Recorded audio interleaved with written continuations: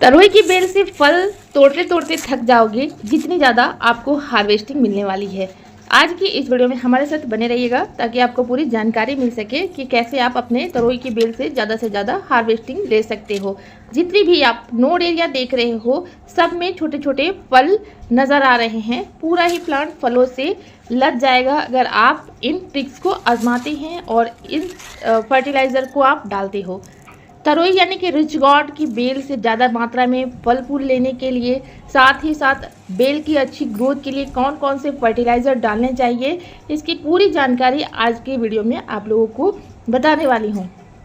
जिससे आपने भी अगर अपने घर पर तरोई की बेल लगा रखी है और आपके बेल में फल फूल नहीं आ रहे हैं, तो ज़्यादा से ज़्यादा पैदावार मिलेंगी। और सही टाइम पर आप उसको किस तरह से खाद डाल सकते हैं, सही टाइम पर आप उनकी फर्जी कटिंग कर सकते हैं, हैंड पॉलिनेशन कर सकते हैं, इन सब के बारे में डिटेल जानकारी आज की वीडियो में शेयर करने वाली हूँ। जैसा कि आप यहाँ पर देख पा रहे हो, मेरे गार्डन में लगे हुए तरोई की बेल काफ़ी अच्छे साइज में फ्रूटिंग कर रहे हैं, बड़ी अच्छी हार्वेस्टिंग में मिल रही है। सभी फल बहुत ही स्वस्थ हैं और ज़्यादा से ज़्यादा मात्रा में हार्वेस्टिंग मिल रही है। आप देसी या हाइब्रिड दोनों तरह के बीज को अपने गार्डन में लगा सकते हैं।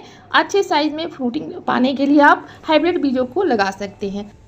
किचन गार्डन में लगी हुई तरोई की बेल है, काफ़ी शानदार तरीके से इनमें फ्रूटिंग हो रही है। आप देखिए, पूरा ही प्लांट फलों से लदा हुआ है, हर एक ब्रांच में फल नज़र आ रहे हैं।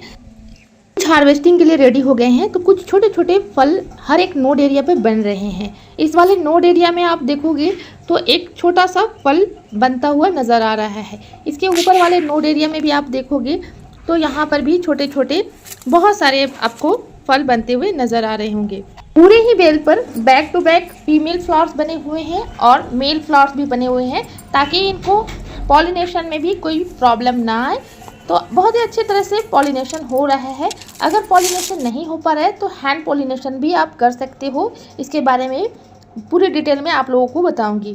तो यहाँ टेरेस गार्डन पर भी हमने तरोई और गिल की दोनों की बेल लगाई हुई है और यहाँ पर भी काफ़ी अच्छी हार्वेस्टिंग हमें मिल रही है। अगर आपके पास पर्याप्त ज़मीन नहीं है तो टेरेस गार्डन में भी अपने इन पौधों को लगा सकते हैं। 12 से 14 इंच के पॉट में लगा सकते हैं, ग्रो बैग में लगा सकते हैं, या इस तरह से फ्रूट क्रेट हो तो उनमें आप इन सब्जियों को लगा सकते हैं। देख सकते हैं बेल वाली सब्जियां हमने यहाँ पर टेरेस गार्डन में लगाई हुई हैं। काफ़ी अच्छे से हमें हार्वेस्टिंग मिल रही है, बहुत ही शानदार यहाँ पे फ्रूटिंग हमें मिल रही है। टाइम टू टाइम हम हार्वेस्ट करते जा रहे हैं और बहुत ही अच्छे से इनमें हार्वेस्टिंग हमें मिल रही है। तो जो गर्मियों में लगाई जाने वाली इन बेल वाली सब्जियां हैं, इनको आप फरवरी या मार्च में बुआई कर सकते हैं और जून जुलाई में भी इनकी बुआई की जाती है। जब बरसात का टाइम आता है तब भी आप इनको लगा सकते हैं।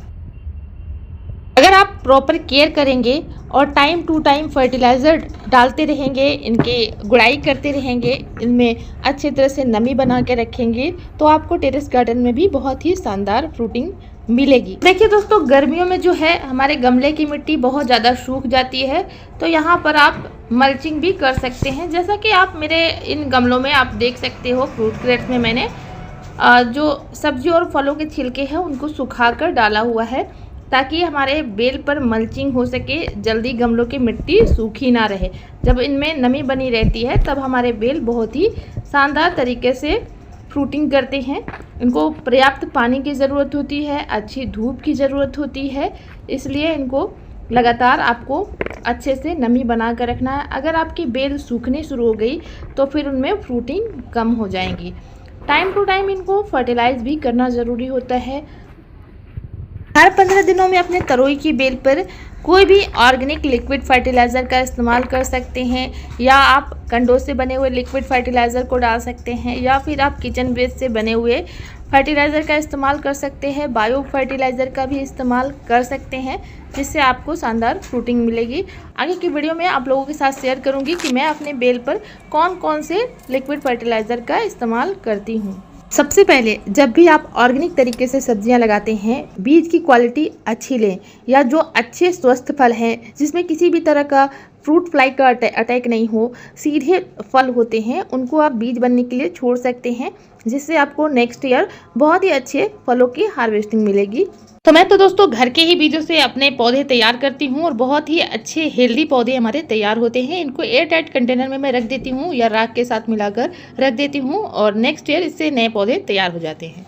नेक्स्ट दोस्तों, आपको इस बात का ध्यान रखना है कि जब बेल थोड़ी बड़ी हो उसके बाद आपको लगभग 1 फुट पत्तियां नीचे से हटा देना होता है। इस तरह से हमारे प्लांट पे किसी भी तरह का फंगस नहीं लगता है। बहुत जल्दी जो फंगस होते हैं वो प्लांट पे लग जाते हैं इस तरह की पत्तियों पर। अगर आप पानी डालते हैं या फर्टिलाइज़र डालते हैं तो पत्तियों के ऊपर जो छिटक कर ये चिपक जाते हैं मिट्टी, तो उससे फंगस क्रिएट होते हैं। तो अगर आप इसको हटा कर रखेंगे या काट कर रखेंगे तो आपका पौधा बच सकता है।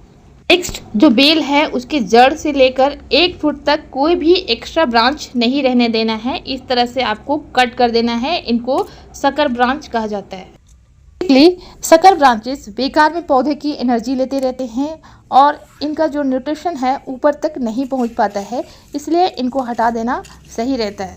ठीक है, एक्स्ट्रा ब्रांचेस हटाने के बाद अगला काम हमें ये करना है कि इसमें हमें फर्स्ट जी कटिंग कर देनी है, यानी कि ऊपर की जो ब्रांच है उनको कट कर देना है। इसके बाद आप कोई भी अच्छा खाद इसमें डाल सकते हैं।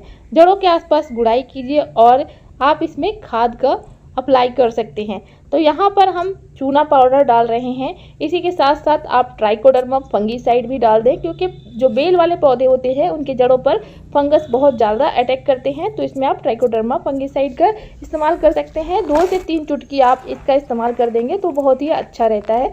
और इसके बाद आप गोबर की खाद इसमें डाल सकते हैं या फिर आप इसमें वर्मी कंपोस्ट डाल सकते हैं। बिल्कुल डिकम्पोज होना चाहिए और अच्छी तरह से जड़ों के आसपास गुड़ाई कर लें और गड्ढा बनाने के बाद ही इनको आप डालें और डालने के बाद मिट्टी से कवर कर दीजिए और जड़ों के आसपास मिट्टी को चढ़ा दीजिए, जिससे मिट्टी जड़ों के आसपास होने से उनको सपोर्ट मिलेगा और आपकी बेल बहुत ही तेज़ी से ग्रो करेंगी। साथ ही आपके बेल पर बहुत ही ज़्यादा फल फूल आएंगे। अब जब आपके बेल पर मेल और फीमेल दोनों तरह के फल बनने लगे हैं और इनका जो फल है वो गिर रहा है, तो हैंड पॉलिनेशन आप इस पर कर सकते हो। कई बार हम लोग 2 या 4 बेल लगाते हैं तो हरे बीज वगैरह नहीं आते हैं, पॉलिनेटर्स नहीं आते हैं। तो हमें इस तरह से हैंड पॉलिनेशन कर देना है। मेल फ्लावर्स को तोड़ लेना है और फीमेल फ्लावर्स के स्टिग्मा में इस तरह से रब करना है, जिससे पॉलन स्टिग्मा में पहुंच जाएगा और हमारा हैंड पॉलिनेशन सक्सेसफुली हो जाएगा। अगर हनी बीज वगैरह नहीं कर पा रही हैं हैंड पॉलिनेशन, तो इस तरह से आपके फल बनने शुरू हो जाएंगे। कुछ ही दिनों में आपके पौधे जो है वो नीचे की ओर झुक जाएंगे और फल ज़्यादा से ज़्यादा मात्रा में आएंगे और बहुत ही अच्छे साइज़ में फल बनेंगे। तरोई या गिलकी या कोई भी बेल वाला पौधा है तो उस पर आप हैंड पॉलिनेशन करके जल्दी से जल्दी फ्रूटिंग ले सकते हैं, क्योंकि हमें बहुत जल्दी से फ्रूटिंग भी लेना ज़रूरी होता है। किसी भी बेल वाले पौधे को फ्रूटिंग करने के लिए एक निश्चित टाइम होता है। 55 से 60 दिनों में ये बेल वाले पौधे फ्रूटिंग करते हैं और अगर नहीं करते हैं टाइम पर फ्रूटिंग तो फिर हमारे बेल वाले पौधे जो है वो सूख कर ख़राब हो जाते हैं, हमारी सारी मेहनत बेकार हो जाती है। इसलिए टाइम टू टाइम हमें फर्टिलाइज़र डालना ज़रूरी होता है, टाइम टू टाइम इनकी गुड़ाई करना ज़रूरी होता है, ज़्यादा से ज़्यादा हमें इन पर ध्यान देना होता है। 15 दिनों पे अच्छा खाद इसको देना ज़रूरी होता है। इसके लिए आप बायो फंगीसाइड या बायो एंजाइम का इस्तेमाल कर सकते हैं, बायो फर्टिलाइज़र का इस्तेमाल कर सकते हैं, जो हमारे बेल वाले पौधे को तुरंत एनर्जी देता है, ताकत देता है कि हमारे बेल वाले पौधे जल्दी से जल्दी फ्रूटिंग कर सके। तो इसलिए मैं फलों और सब्जियों के छिलके से इस तरह से लिक्विड फर्टिलाइज़र बना कर रखती हूँ और इसमें थोड़ी मात्रा में मैंने मसूर की दाल और उड़द की दाल डाली हुई थी ताकि फर्मेंटेशन अच्छे से हो जाए। यहाँ पे हमने बायो एंजाइम बना कर रखा हुआ है और इस बायो एंजाइम का इस्तेमाल में अपने जो फ्रूट वाले प्लांट है या सब्जियों वाले प्लांट है उस पर करती हूँ, जिससे मुझे बहुत ही ज़्यादा फ्रूटिंग मिलती है।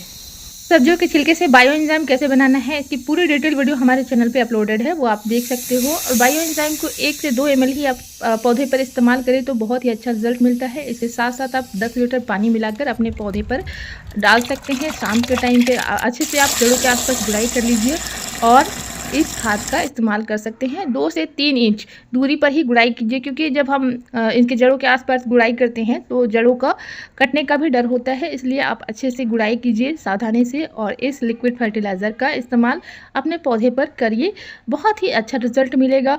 फलों और फूलों से आपका प्लांट पूरा भर जाएगा।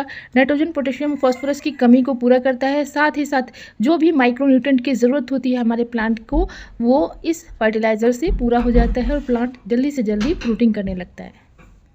तो दोस्तों यही सब ऑर्गेनिक और घरेलू फर्टिलाइज़र का इस्तेमाल करके ही मुझे अपने प्लांट से ढेरों सारे फ्लावरिंग और फ्रूटिंग मिलती है। बहुत ही अच्छी ऑर्गेनिक सब्जियां प्राप्त मैं करती हूं। तो इस तरह से आप भी अपने घर पर ऑर्गेनिक फर्टिलाइज़र बनाकर अपने पौधों पर डाल सकते हो, ठंडी खाद अपने पौधों पर डाल सकते हो और इसके लिए खट्टा बायो एंजाइम का इस्तेमाल अपने पौधों पर कर सकते हो, जिससे आपके प्लांट में भी बहुत अच्छे से फ्रूटिंग होगी। और दोस्तों पोटेशियम और फॉस्फोरस की ज़रूरत को पूरा कर सकते हो आप केले के छिलके का लिक्विड फर्टिलाइज़र और आप प्याज के छिलके का लिक्विड फर्टिलाइज़र अगर डालते हैं और अगर आपके पौधे इस तरह से जो फल है वो टेढ़े बन रहे हैं, यानी कि इस पर फ्रूट फ्लाई का अटैक होने लगा है, डंक मारने वाले कीड़े लग जाते हैं, तो आप इस पर नीम ऑयल का स्प्रे भी 15 दिनों के गैप पर करते रहिए। जो नीम ऑयल है मैं अपने घर पर ही बनाकर रखती हूँ और नीम ऑयल कैसे बनाना है इसकी भी फुल डिटेल वीडियो मेरे चैनल पे अपलोडेड है, वहाँ से आप देख सकते हो। इसमें नीम और कपूर मिलाकर हमने नीम ऑयल बनाया हुआ है। तो बहुत ही अच्छा इंसेक्टिसाइड होता है, घरेलू खाद और इंसेक्टिसाइड की तरह से आप इसका इस्तेमाल कर सकते हैं। यहाँ पर आप 5 ml से 10 ml 1 लीटर के हिसाब से अपने पौधों पर डालिए घर का बनाया हुआ नीम ऑयल और स्प्रे कीजिए अपने पौधों पर। किसी भी तरह का प्रॉब्लम आपके पौधों पर फंगस की प्रॉब्लम होती है या फिर आपके पौधों पर डंक मारने वाले फ्रूट फ्लाई का अटैक होता है या पत्तियों पर इस तरह से लीफ माइनर हो जाते हैं, जो पत्तियां खराब हो जाती हैं, तो नीम ऑयल के स्प्रे करने से आपके प्लांट में सारे प्रॉब्लम दूर हो सकती है। इसका इस्तेमाल रेगुलर बेसिस पे करते रहिए। हर 15 से 20 दिनों पर आप नीम ऑयल का स्प्रे कीजिए तो आपका प्लांट इसी तरह से फ्लावरिंग करेगा, हेल्दी प्लांट रहेगा, तो ज़्यादा से ज़्यादा फ्लावरिंग और फ्रूटिंग इसमें होगा। जैसा कि आप मेरे इस प्लांट को देख सकते हो, छत पर लगे हुए प्लांट में इतनी शानदार फ्रूटिंग हो रही है, तो ज़मीन की तो बात ही अलग होती है, उसमें भी आप फ्रूटिंग ले सकते हो। ऐसा कोई ज़रूरी नहीं कि हम महंगे महंगे खाद खरीद कर अपने पौधों पर डालते हैं तभी इसमें फ्रूटिंग होती है। घरेलू इंसेक्टिसाइड और घरेलू खाद का इस्तेमाल करके भी आप इतनी अच्छी हार्वेस्टिंग पा सकते हो। यहाँ पर देखिए हल्दी के जो छिलके हैं वो बहुत ही अच्छा इंसेक्टिसाइड होता है, इनका भी इंसेक्टिसाइड बनाकर मैंने अपने पौधों पर रेगुलर स्प्रे किया है, जिससे मेरे प्लांट बहुत ही ज़्यादा हेल्दी हुए हैं। शुरुआत से ही हम अपने प्लांट की हेल्दी तरीके से देखभाल करते हैं और ऑर्गेनिक फर्टिलाइज़र्स का इस्तेमाल करते हैं इस तरह से, तो बहुत ही अच्छा रिज़ल्ट हमें मिलता है। तो आप भी अपने घर पर ऑर्गेनिक तरोई और गिलकी को लगा सकते हो।